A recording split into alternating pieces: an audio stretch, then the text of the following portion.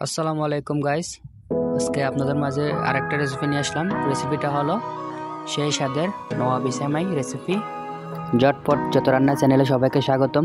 তো প্রথমে আমি একটা বাটিতে লাচ্ছা সেমাইগুলো নিয়ে নেব।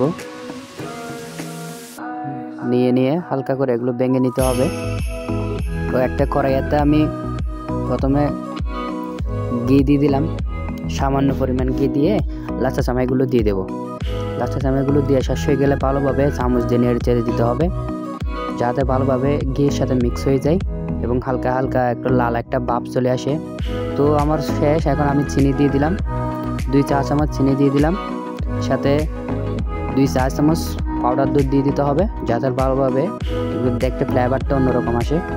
তো আমি ভালোভাবে এগুলো মিক্স করে নিতেছি। তো এখন মিক্স করা শেষ। তো আমি দুধের মধ্যে হালকা চিনি দিয়ে দেবো 1 চা চামচ, যার যেমন চান তেমন করে দিতে পারেন। তো 1 চা চামচ পাউডার দুধ দিলাম, যাতে ভালোভাবে ক্রিমটা একটু ভালোভাবে গাঢ় হয়।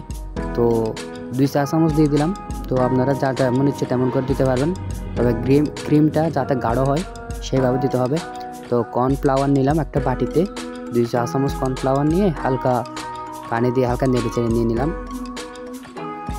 ভালোভাবে নেড়ে চেড়ে দিয়ে এখন আমি দুধের উপর দিয়ে দেবো কর্নফ্লাওয়ারগুলো, যাতে ভালোভাবে মিক্স হয়ে যায়। মিক্স হয়ে গেলে ক্রিমটা কিন্তু অন্যরকম একটা ফ্লেভার চলে আসবে। তো দেখেন আমার ক্রিমটা কিন্তু মোটামুটি অন্যরকম একটা ফ্লেভার চলে আসছে এখন। তো ভালোভাবে নেড়ে চেড়ে দিতে হবে, যাতে নিচে যাতে লেগে না যায়। তো এখন কিন্তু দুধটা কিন্তু ক্রিমের মতো হয়ে যাচ্ছে। দেখেন দুধটা এখন ক্রিমের ফ্লেভার চলে আসতেছে দুধে।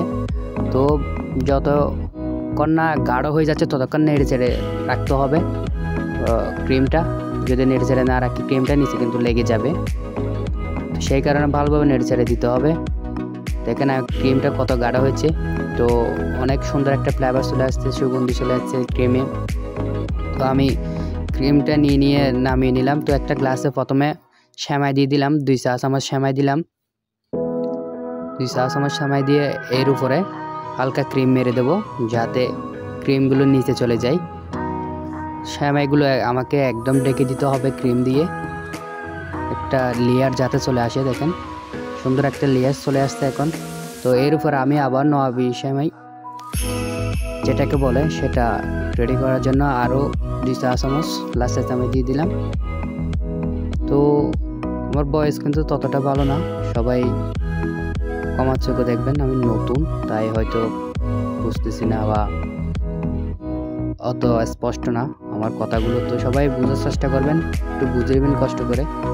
তো আবারও দিয়ে দিলাম 2 চা চামচ দিয়ে আবারও ক্রিমগুলো দিতে হবে। তো আমি ক্রিমগুলো দিয়ে দিতেছি, ক্রিমগুলো দিয়ে দিচ্ছে।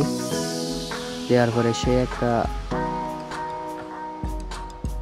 সুন্দর একটা দেখেন, দেখতে থাকুন।